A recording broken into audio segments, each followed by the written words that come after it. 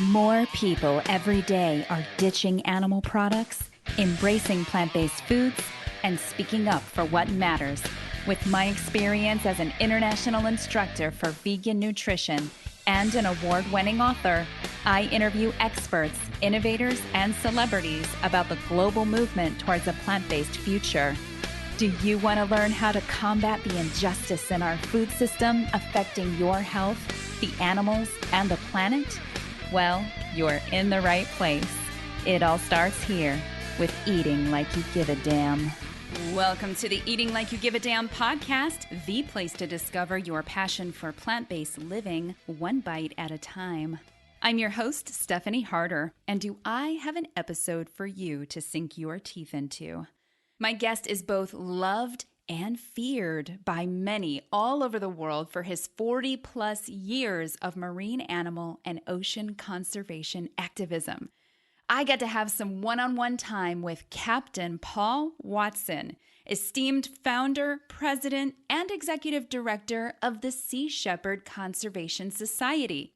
Captain Paul has served as master and commander on 7 different Sea Shepherd ships since 1978 and continues to lead their campaigns.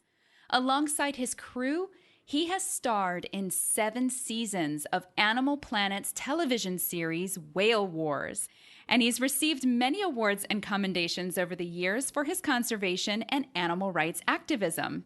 Sea Shepherd, which Captain Paul founded in 1977, protects our oceans and marine wildlife by stopping those who destroy species and ecosystems. The organization is more than just a nonprofit. They are a global movement with the vessels, the volunteers, and the passion to defend our seas like no other organization can. They are the largest private navy in the world to take action on atrocities many of us aren't even aware that are going on in the world, putting themselves on the front lines in the war against poaching. Sea Shepherd does so much in service of our seas, such as removing killer nets, conducting vital marine research, cleaning beaches, patrolling waters, as well as taking aggressive, nonviolent action against anyone threatening the fragile balance of our ocean's ecosystem. Hundreds of thousands of marine animals, some of them already endangered, are targeted and trapped by poachers each year. The sustainability of the planet is at risk too. With so much at stake, Sea Shepherd is unrelenting in protecting the seas and stopping those who destroy habitats and marine life. In this interview with founder Captain Paul, we talk about why Paul decided to part ways with Greenpeace and set up an interventionist organization to go after poachers in our oceans, how he landed the show Whale Wars on cable television, which ran from 2008 to 2015, and you'll be amazed to hear the incredible and historical victory for whales as a result of that. The truth about sustainably sourced, wild-caught, dolphin-safe fish, and whether or not farm fish is a better alternative. And we also get to hear about the politics of species extinction, the media's response to Paul's aggressive tactics as an activist, and his firsthand experience seeing the demand for vegan food around the world today. And if you get jazzed and want to join the Sea Shepherd movement and support this heroic cause, he gives us a glimpse into volunteer life too. With that, let's go ahead and jump in the deep end and get real about eating like you give a damn for our oceans. Here's the interview with Captain Paul Watson. So I'm really excited to welcome Captain Paul Watson to the show with Sea Shepherd. Captain Paul, how's it going? Oh, wonderful. Thank you. Yeah, great. It's so exciting to have you here. I mean, the amount of transformation that you've been working on for decades to instill in the world right now as it goes to ocean conservation, wildlife conservation is incredibly inspiring. So I'm really excited to have this conversation with you.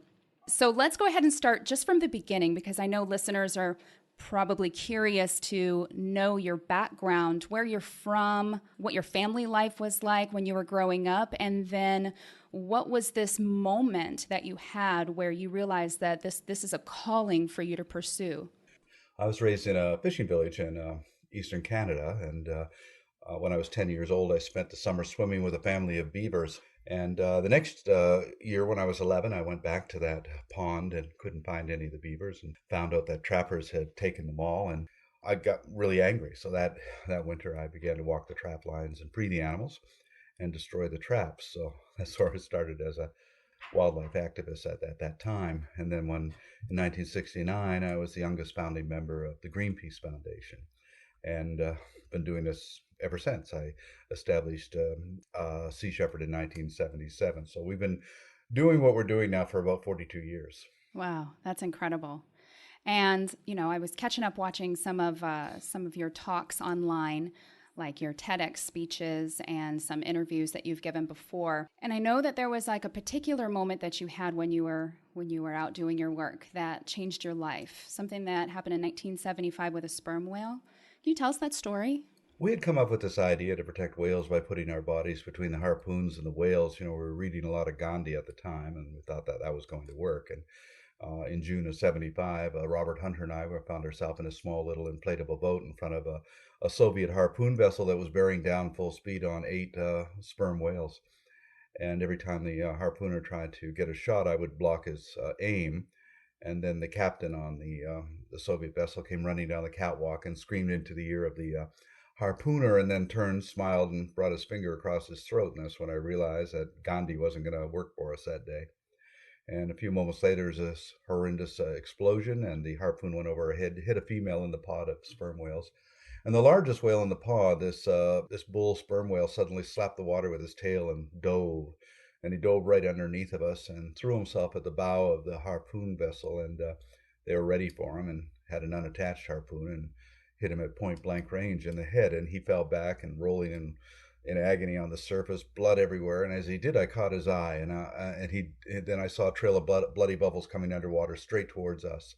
And he came up and out of the water at an angle so that the next move would be to fall right on top of us. And as his head came up out of the water, and I looked into his eye, this eye the size of my fist. I mean, it's so close I could see my own reflection in the eye. What I saw there was really a life-changing experience for me, because what I saw was understanding, that the whale understood what we were trying to do. And I could see the effort that he could make to pull himself back, and his head began to slip beneath the surface, and he died. And so he could have taken my life, and instead, it was really just a moment that changed my life, because as I sat there, I began to think, what are we killing these whales for? Why are the Soviets doing that? You can't eat whale meat. They kill them for oil, especially for spermaceti oil, which is used for high heat resistant lubricating for engines. And one of the things that it was most in demand for was for lubricating intercontinental ballistic missiles. So I said to myself, here we are, destroying this incredibly intelligent, beautiful, self-aware sentient being for the purpose of making a weapon meant for the mass extermination of human beings. And that's when it struck me, we're insane. And from that moment on, I said, I'm going to do what I do for them and not for us. So that's why I don't Wow. really care what people think about our tactics, which I think are very restrained. We've never injured anybody in our history, but I call what we do aggressive nonviolence. Mm-hmm.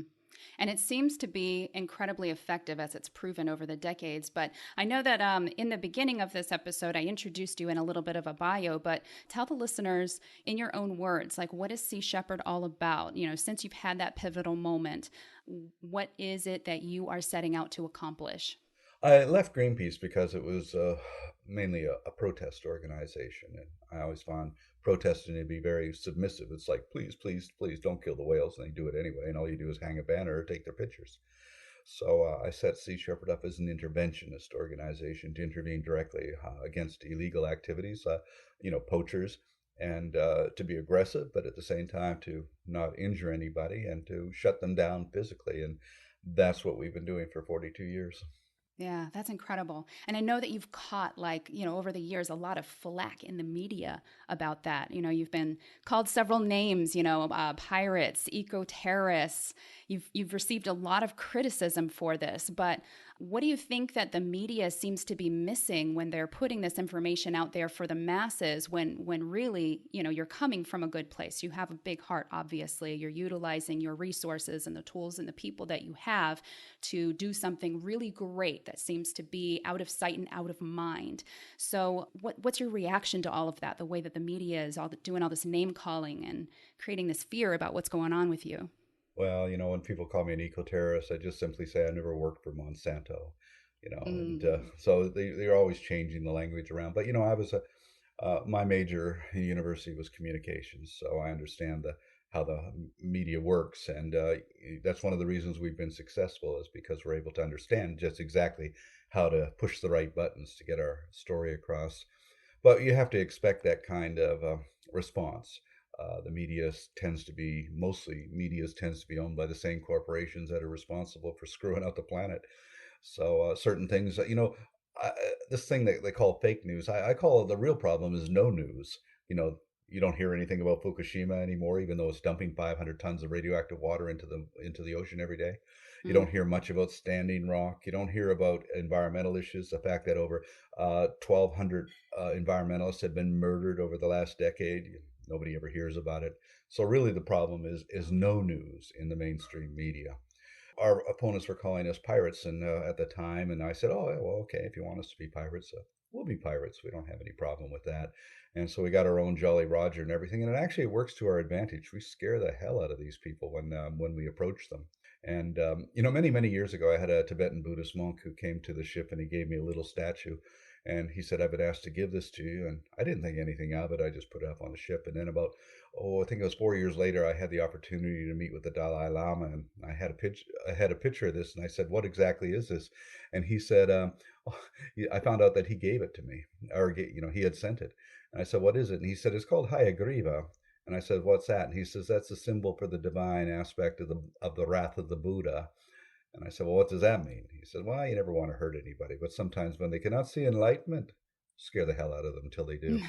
So he understood that was what our approach.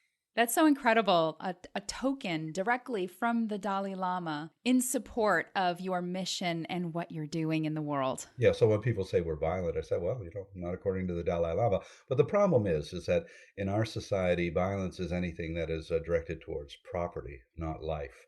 So property has more value than life.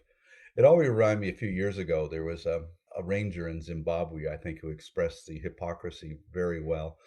He was being criticized by human rights groups because he shot and killed a poacher who was about to kill a black rhinoceros. And he said, I really don't understand what the concern is here. If I was a police officer and a man just robbed Barclays Bank in Harare and I ran and I shot him as he was running out the door, if I shot him in the head and killed him on the spot, they'd give me a medal. And he says, Mm. why is it that a bag of paper has more value than the future heritage of the nation of Zimbabwe? So it really illustrates our hypocrisy is that we give more value to property than to life. Which is such a sad realization of our culture right now. And I know that to help bring awareness to the masses, right, you obviously have to be seen for what you're doing, because what you do affects the entire world. It affects the planet. It affects our future, really. I know that you got to have a conversation with Discovery Channel and you were able to work your way into a TV show. So tell us a little bit about how that all transpired. Well, back in 2006, I went to all of the networks to try and sell this idea for a show. And I went and I said, look, the biggest show right now on Discovery is a bunch of guys that go into a remote area and catch crabs. I said, I can give you men and women go into a far more remote area, colder area to save whales. It has to be more compelling than catching crabs every week. And so Animal Planet went with it, and we did 7 seasons. It was always under a lot of pressure, especially from Japan, and finally they shut it down. But it served its purpose because it brought that message to people around the world. And this year, Japan has retreated from the Southern Ocean and will not be returning. So the Southern Ocean Whale Sanctuary is now completely protected, and we cost Wow. them over $100 million, in losses.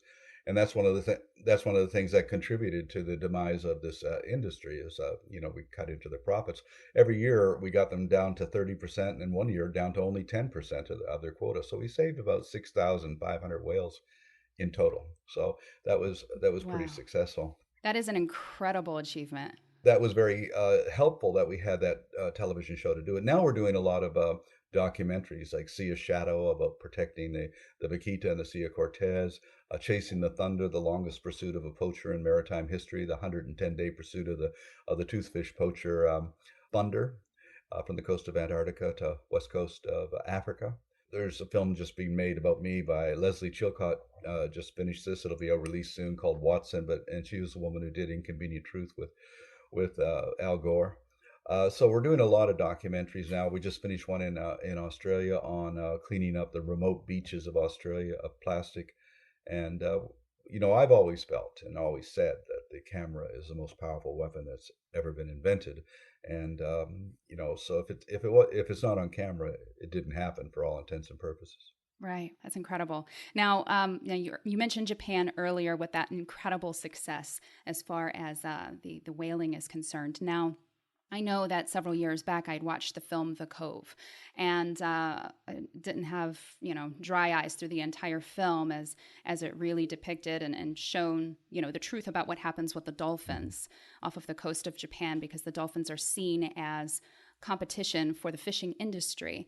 Now, is there anything that you're doing to work on with that particular situation with the dolphins, or is that a little bit more difficult than protecting the whales? We've been working on that since 2003. I think we were the first to expose it at the time. The problem is that we've been unable to continue the campaign because anybody who has been to Taiji, Japan for Sea Shepherd is now denied entry into Japan.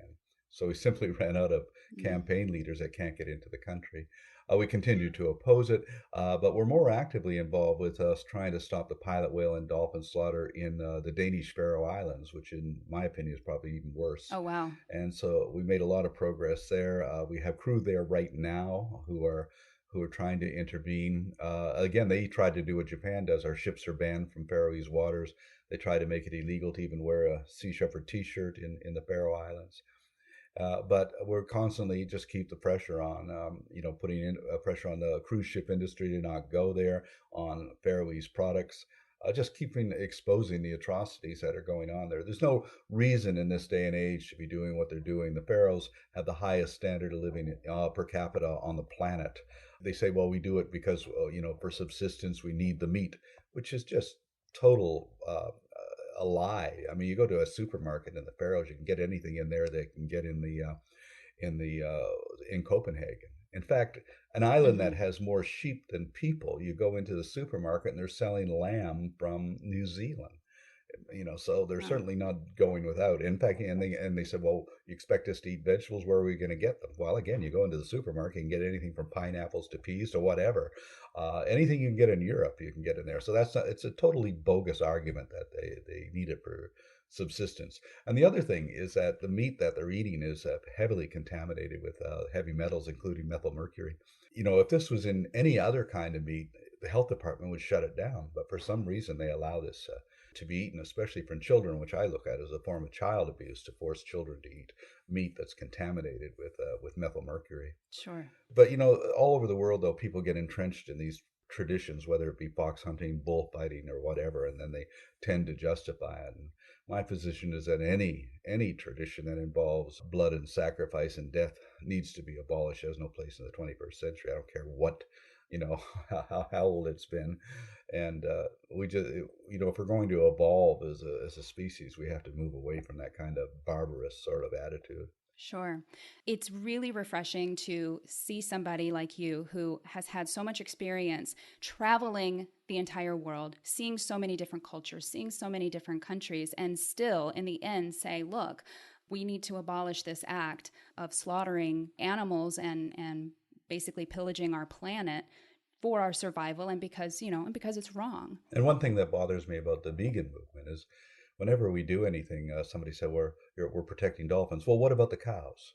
Well, yeah, but Mm, you do something about the cows, but we all can't do everything.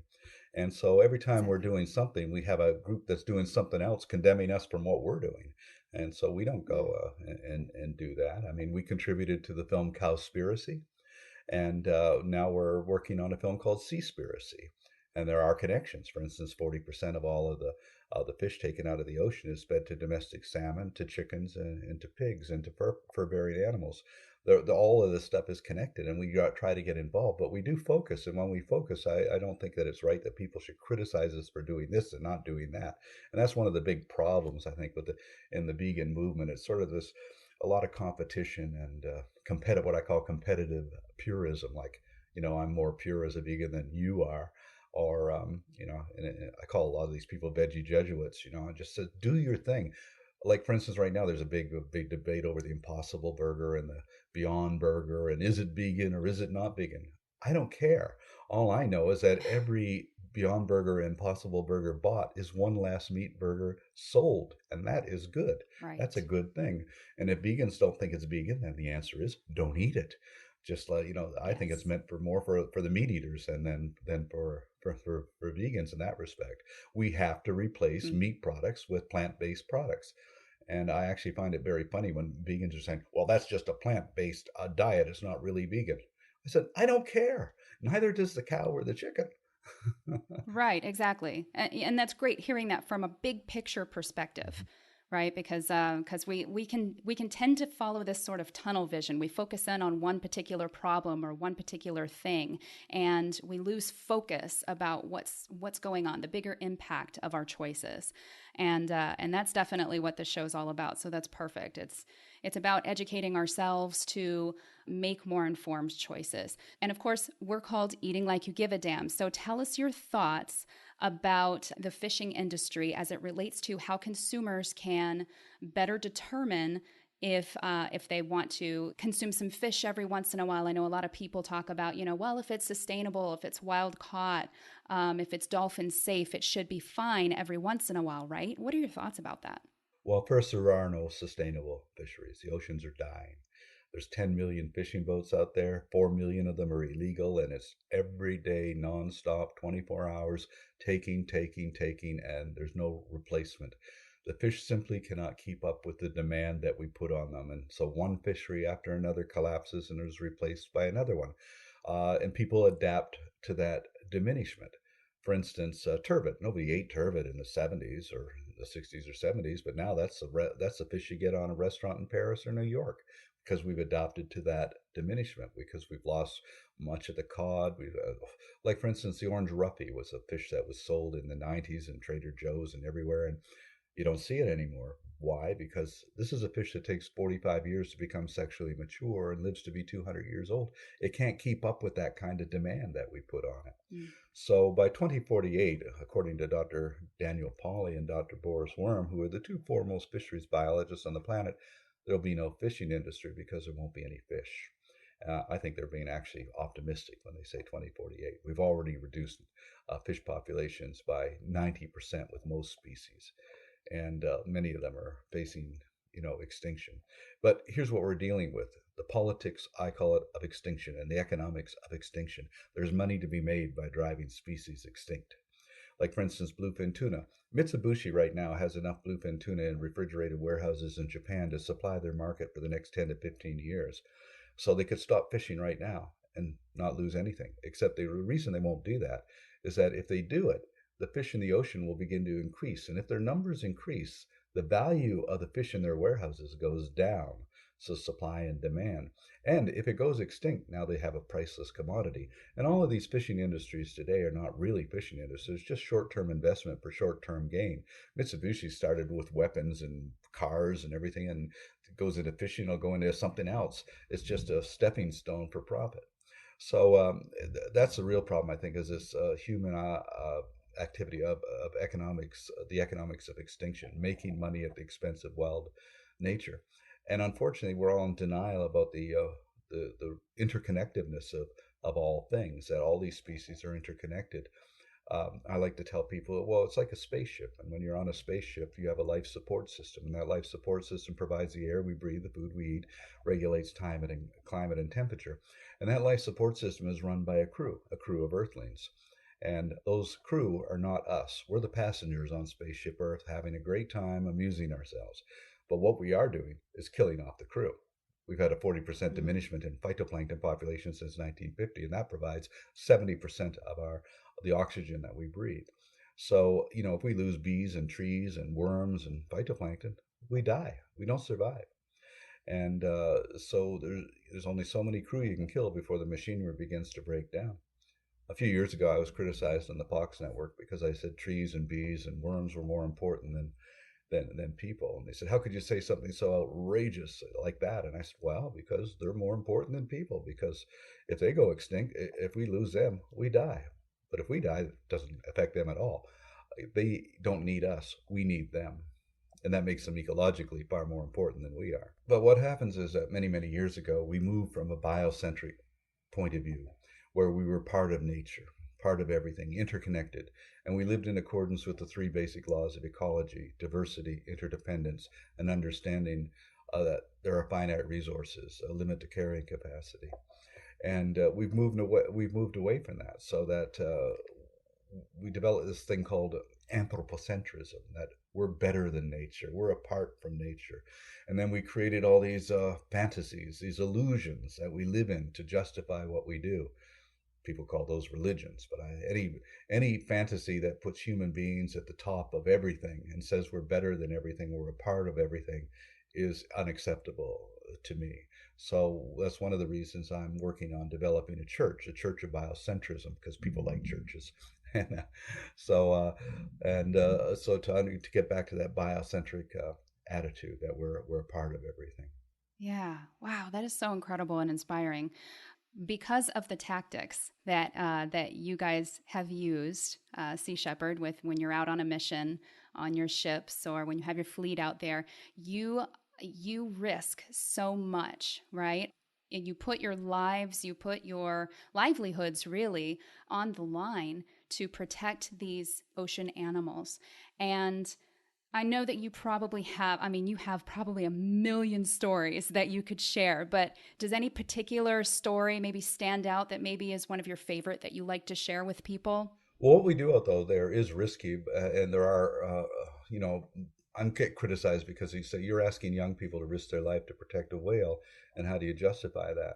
I said, well, in our society, we ask young people to die and to kill over real estate or flags or oil wells. I think it's a far more noble thing to risk your life to protect an endangered species or a threatened habitat. And those risks are real, but at the same time, in 42 years, we've never lost anybody, and we've never injured anybody, and we've never been convicted of a felony anywhere in the world. We operate within the bounds of the law and of practicality. So, where the real threat of Sea Shepherd is the fact that we're shutting down these things which are mainly illegal, but they're backed up by a lot of money. But I really can't say that this is campaign's more dangerous than the other. Right now, our most dangerous campaign is the Milagro campaign in the Sea of Cortez, where we have Molotov cocktails thrown at our ships, and we're shot at, and our drones are shot down, and we're threatened, because there we're dealing with the cartel. The same people who move cocaine are moving totoaba bladders. Wow. The totoaba bladder is worth $100,000 per kilo on the black market. What do they use those for? Oh, some voodoo Chinese medicines. That doesn't make any sense. Yeah. But and the vaquita, the bycatch of the totoaba fishery, they take this 4 to 5 foot long fish, the totoaba, just take the swim bladder and throw the rest away. Mm. Wow, that's insane. I know that you have also spent some time in prison, several prisons around the world, if I understand correctly. And this is something else that you're willing to risk. So tell me a little bit about what's going through the minds of the people that capture you, they imprison you for certain acts that you've done in your activism. Well, I've never been convicted of a crime. I have been arrested numerous times, and we've won every time in the courts. So that's just something you have to deal with. I was actually once paid to give a lecture at the FBI Academy in Quantico. And the FBI agent there said, well, Sea Shepherd's walking a pretty fine line when it comes to the law. And I said, does it really matter how fine the line is as long as you don't cross the line? And we don't cross that line. But, when you put yourself into these positions, you get arrested. But like I said, we win in the courts if we don't win on the ground, because we're very, very careful to make sure that we operate in accordance to the law, to uphold the law. We operate in accordance with the United Nations World Charter for Nature, which states that any state, any organization, any individual is empowered to uphold international conservation law, especially in areas outside of national jurisdiction. And I've used that in the defense as a defense in court cases and successfully. And so again, we have to be very practical on everything that we do, very cautious on what we do, and for that reason, that's why after 42 years we have an unblemished record. Yeah, wow, that's incredible. Now, where do you see the future of Sea Shepherd heading? Because we hear where you started from, we see where you are now. What does the future look like? Well, Sea Shepherd right now is where I have always wanted to be. It's not an organization, it's an international movement. We're in 42 different countries, they're all separate entities. Because I realize that, you can stop an individual, you can shut down an organization, but you can't stop a movement. And so this movement that we've created, I have no control over it. It's a decentralized movement, and right now we have a dozen campaigns going on at any given time. There's a crew on the island of Mayotte protecting sea turtles, another in Nicaragua protecting sea turtles. There's a crew protecting salmon on the west coast of Canada, stopping poachers on both the east and west coasts of Africa, stopping poachers in the Mediterranean. We're looking at doing a mangrove planting campaign in the Caribbean. And we just came back from stopping Iceland from killing whales. Not a single whale was killed in Iceland this summer. And so all over the globe, that can only be possible with a decentralized operation, because one person or one group of people is very difficult to manage and coordinate these kind of operations. Mm-hmm. Wow. And I know that I've seen footage of you also interjecting where the clubbing of seals is happening. Where does that happen? Why does it happen? What's going on with the seals too?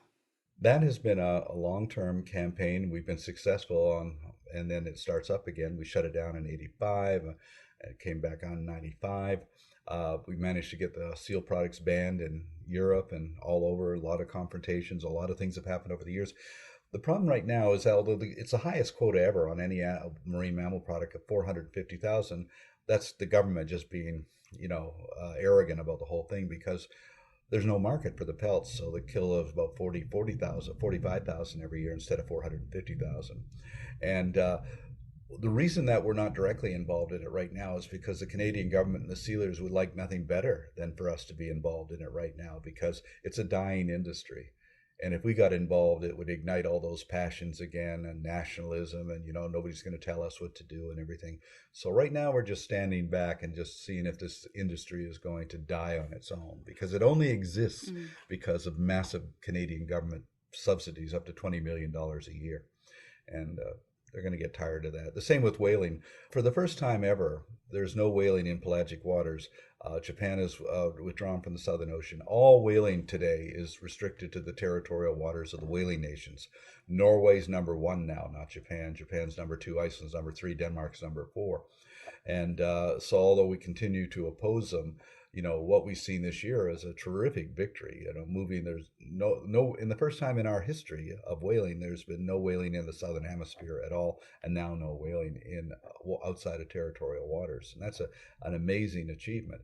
And the media can't get it right. They said Japan has resumed commercial whaling. What are you going to do about it? I said, well, first of all, they never stopped.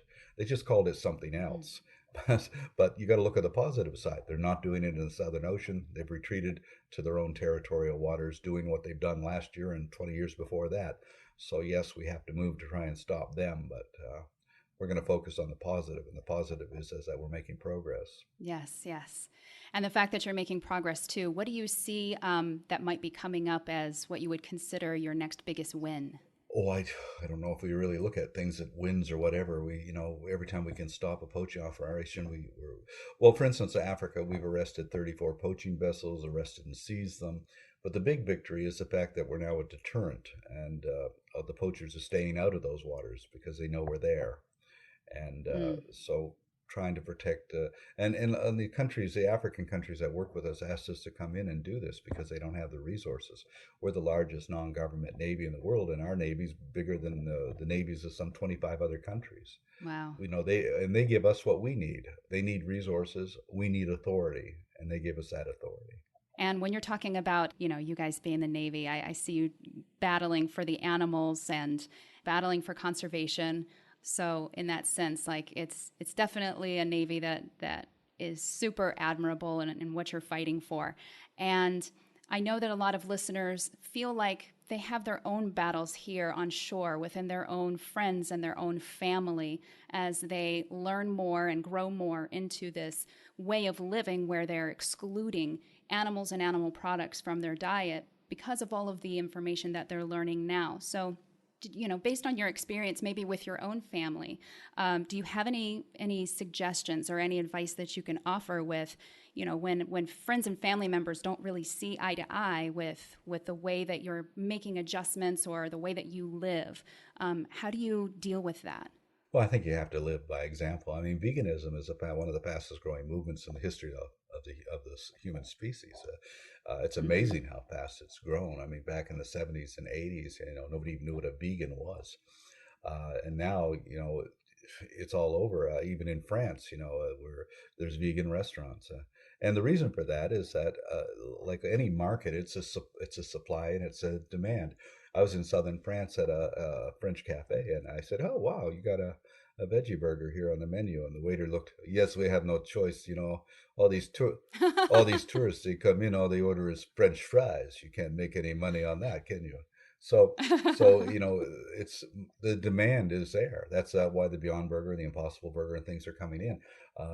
Things are changing, and that's a good thing. And so we have to look at the positive side of what is happening. But I think that you're only going to make this movement grow by setting an example. Mm-hmm. That's what we do on our ships. We actually get criticized by vegans because we're not, preaching veganism on our ships, and we're not doing that. And I said, no, we're setting by example. You could join a Sea Shepherd ship. It's a vegan meals. Every meal's a vegan meal, and we don't preach about it. We just have people experience it, and it's amazing how many people have left the ships and have converted to a vegan diet because they think it's either healthier, they understand the ecological consequences, they understand the consequences to animals, but they Mm-hmm. do it without it having it shoved down their throat, and I think that turns off a lot of people.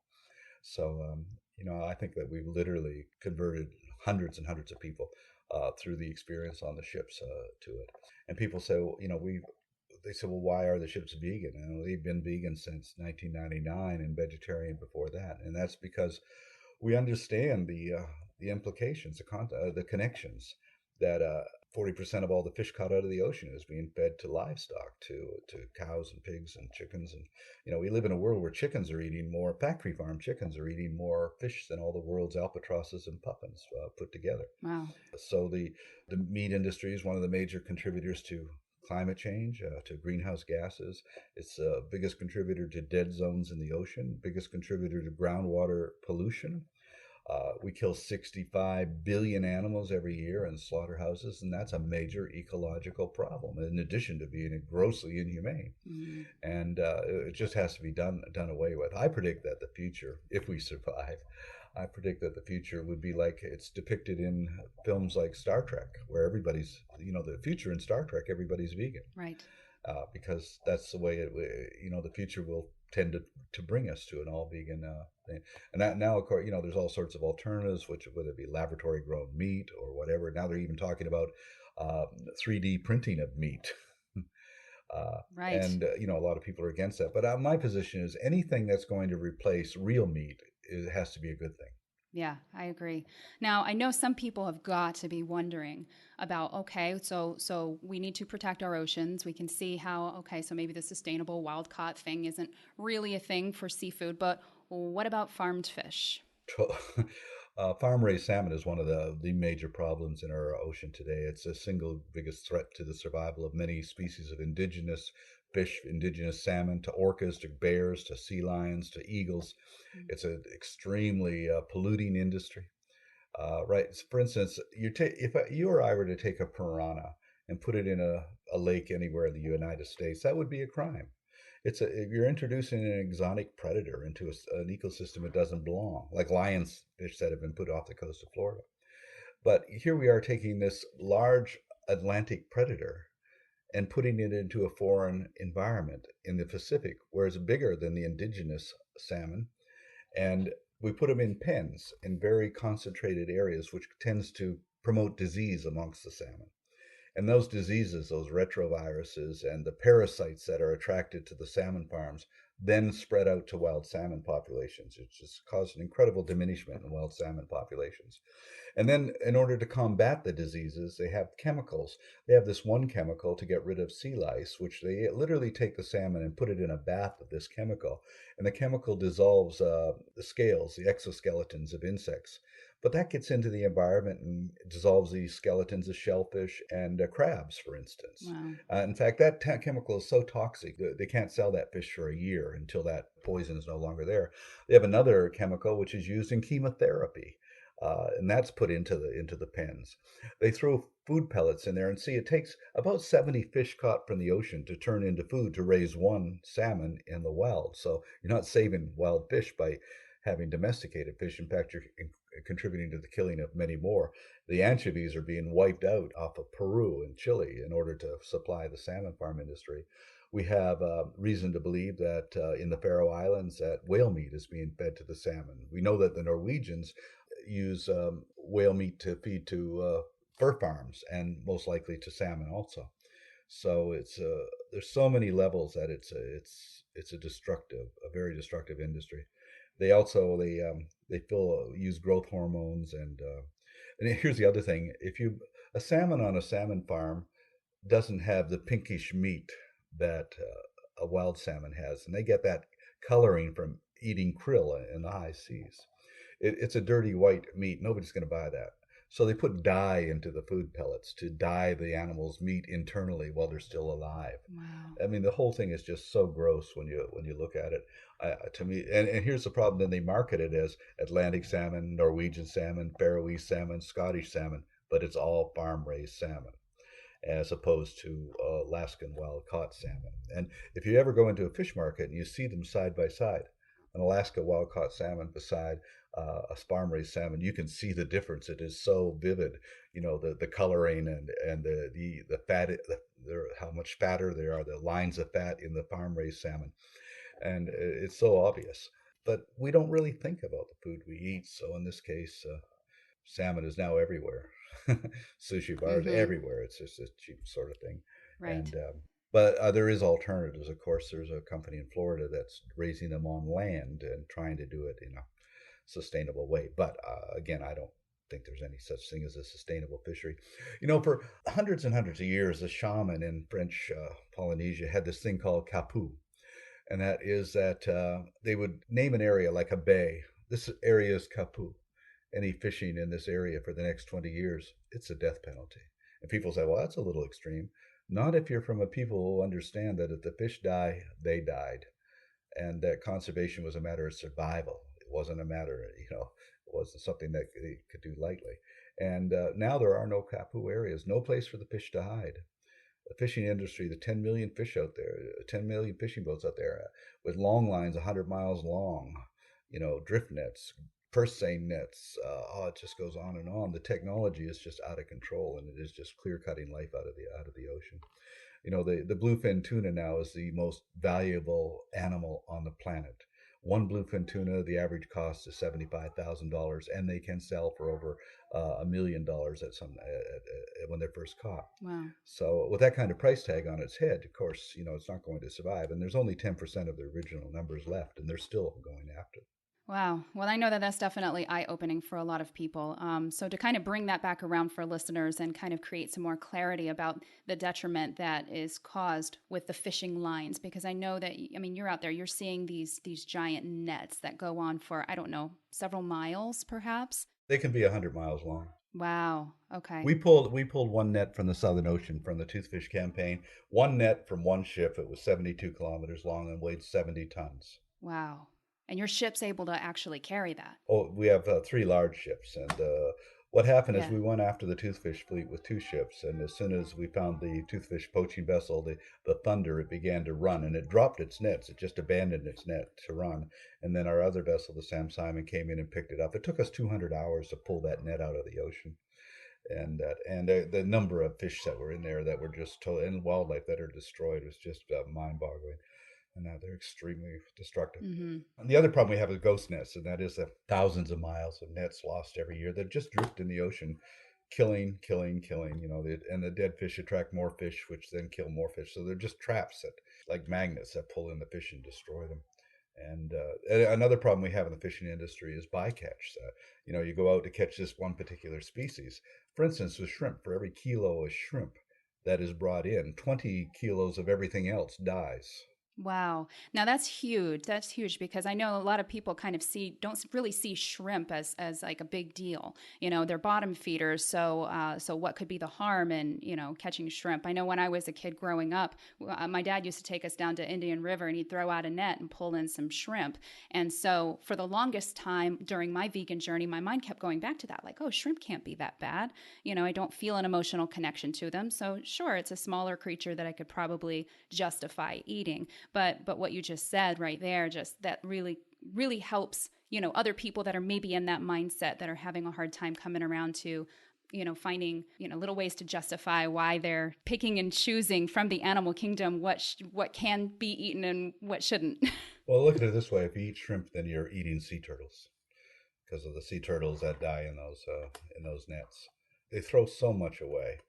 And here's the other thing: the laws are so ridiculous that if somebody goes out, okay, you're allowed to catch halibut. Here's your quota on halibut, not anything else. So every other fish in that net, whether it be cod or pollock or haddock or whatever, they throw it overboard. They're dead. They throw it overboard. They're not allowed to come back with that fish on board Mm. because their quota was for halibut. It's just ridiculous regulations on that. But that's the way it is. And then and of course, the government said, "Well, that's conservation work." It just doesn't make any sense. It's real lunacy when you think about it. The problem is there's simply no longer enough fish in the ocean to continue to feed the ever-growing populations of human beings. For instance, cats. We feed 1.7 million tons of fish to cats every year. So cats in the world eat more fish than all the seals in the North Atlantic Ocean. And yet we say, oh, the seals are eating all our fish. I guess if the seals had to pay for their fish, industry would probably be more respectful of them. So anytime that we identify a problem, right, we always want to figure out what the solution is. So in that example, say for the cats, what could be a potential solution to that?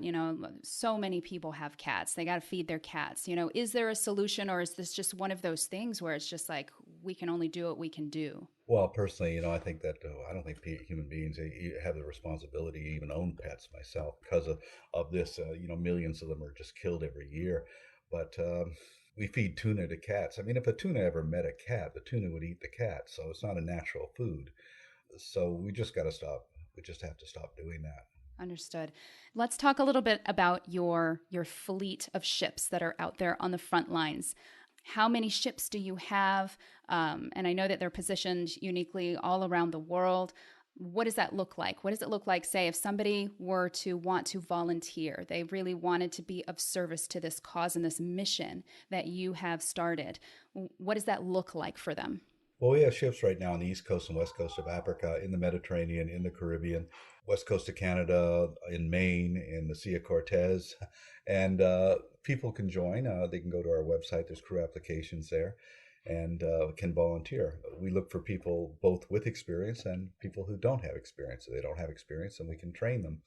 But what we're really looking for is passion, because I've always felt that what changes the world is the three virtues of passion, courage, and imagination. And so this is what we're trying to recruit. People say, your crew are not professional. Yes, and I don't want professionals because you can't pay professionals to do what these volunteers do for nothing. And it's the passion that we're looking for. So, like right now, I think there's about 200 people all working on the ships, and that's constantly changing and rotating. We've had thousands and thousands of volunteers come through and on the ships and on different campaigns. They're not all ship campaigns. We have people on the beaches protecting turtles, for example, and also undercover operations where we go in and get information. Well, that's really great. For any of your volunteers that actually hear this recording, I know that my heart goes out to each and every one of them for the sacrifice and for the work that they're doing. So thank you to you and all of your amazing crew members and volunteers. On that note, then, as we begin to wrap up, tell people where they can find more about you if they want to go deeper with you and with the Sea Shepherd mission and perhaps join your mission as a volunteer. Where can they find that information? Well, we actually have over 100 Facebook pages of the different campaigns and everything, but our website is seashepherd.org. Just look Sea Shepherd on Facebook. We're on Instagram. We're on all these things. So we're pretty easy to find. And on the website, it has places where people can volunteer. We have chapters all over the world. I think 16 chapters in North America, 19 in France, 16 in Australia, and that all over. And so we look for people who want to volunteer on land as well as on ships too, as shore supporters, because every Navy needs its shore supporters.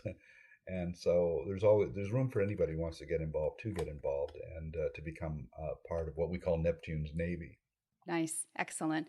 Now, are there any parting words of wisdom or some final thoughts before we say goodbye? The one thing that I always say over and over again is that people have to understand that if the ocean dies, we all die. So therefore, protecting the ocean is in the interest of every single one of us, no matter where we live. And also to get an understanding of what is the ocean. People look at the ocean as the sea, but the ocean is us. We are the ocean. Reason being is that this is a planet with water in continual circulation. Sometimes it's in the sea, sometimes it's in the atmosphere, in the clouds, sometimes it's in ice, sometimes it's underground, and it's in the cells of every living plant and animal on the planet, constantly in circulation. So the water in your body right now was once in ice, once underground, once in the sea. And since it's been around for literally hundreds of million years, the glass of water you drink was probably pissed by a dinosaur at one point. So, this is what this planet is, the water planet, the planet ocean, so to speak. And what it is us. We are all connected by that one element.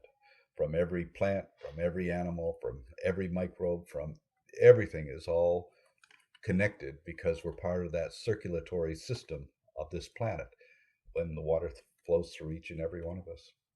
Wow, that is fantastic. It's very moving. And I just thank you so much for joining us on the show and for imparting your wisdom, your experience, all of your knowledge. And thank you so much for being pirates of compassion. As here at Eating Like You Give a Damn, we are rebels for compassion. So we are definitely a part of that mission. So thank you so much for joining us, Captain Paul. Okay, thank you very much.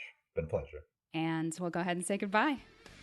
That was Captain Paul Watson, founder and president of the Sea Shepherd Conservation Society. To learn more about Sea Shepherd and how you can take action to help our oceans, marine animals, and our ecosystem, whether on land or at sea, visit seashepherd.org. That's SeaShepherd.org. You can also search on Facebook for Sea Shepherd to locate your nearest chapter and follow them on Instagram and Twitter at Sea Shepherd SSCS, which stands for Sea Shepherd Conservation Society. And if you get the opportunity to meet Captain Paul, be sure to tell him you heard him here on the Eating Like You Give a Damn podcast. Don't forget to join our community of rebels in the Eating Like You Give a Damn Facebook group for vegan-friendly recipes and support. Request to join us at eatinglikeyougiveadamn.com/group. If you want podcast updates so you can see what's coming up and to see what I like to eat, follow me on Facebook and Instagram at Eating Like You Give a Damn. That's all for today. Thank you so much for listening. Don't forget to subscribe, and if you like what you just heard, leave a glowing review and share this show with your friends so that together we can help more people make more informed decisions. New episodes release on Mondays. And until next time, veg on, rebels.